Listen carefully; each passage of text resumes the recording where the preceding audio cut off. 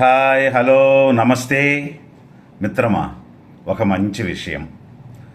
ఒక శిష్యుడు తన గురువు దగ్గర, గురుదేవా, చాలామంది భగవంతుడు ఉన్నాడా, ఒకవేళ నిజంగా ఉంటే ఒక్కసారైనా దర్శనం ఇచ్చేవాడు కదా, మరి కనబడని దేవుణ్ణి ఎలా నమ్మడం అని ధర్మ సందేహం అడుగుతాడు.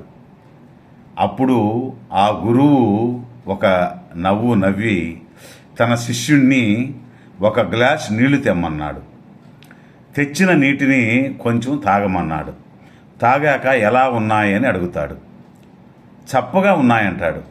అప్పుడు ఆ గురువు కొంచెం చక్కెర వేసి కలిపి ఇప్పుడు తాగమంటాడు. ఇప్పుడు ఎలా ఉన్నాయని అడుగుతాడు. చాలా తీయగా ఉన్నాయని అంటాడు ఆ శిష్యుడు. సరే, ఇప్పుడు ఆ చక్కెరను నీటిలో నుండి బయటకు తీసేయమంటాడు గురువు. అది ఎలా సాధ్యం? సాధ్యం కాదు గురువుగారు, నీటిలో కరిగిపోయిన చక్కెర కనిపించదు కదా అని అంటాడు ఆ శిష్యుడు. అప్పుడు ఆ గురువు, నీటిలో చక్కెర ఉందని తెలుసు, కానీ కనిపించడం లేదు. కనిపించని దాన్ని లేదు అని అనగలమా అని గురువు ప్రశ్నించగానే శిష్యుడు మౌనంగా ఉంటాడు.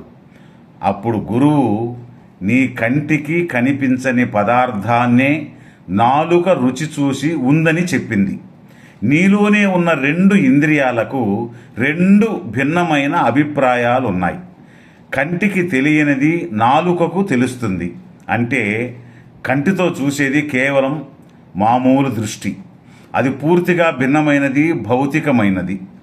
నాలుకతో చూసింది జ్ఞాన దృష్టి.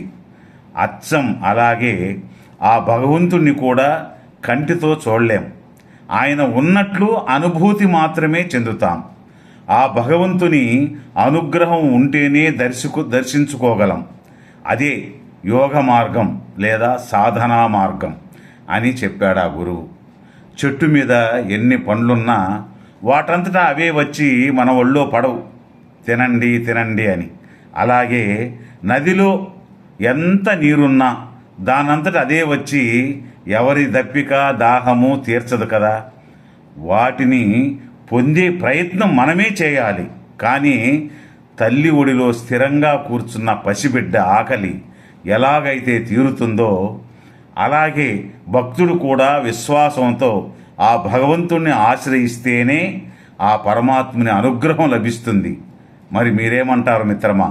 ఒక లైక్ చేసి షేర్ చేయండి. ధన్యవాదాలు. మరలా రేపు ఒక మంచి విషయంతో మరొక వీడియోలో కలుసుకుందాం. ధన్యవాదాలు.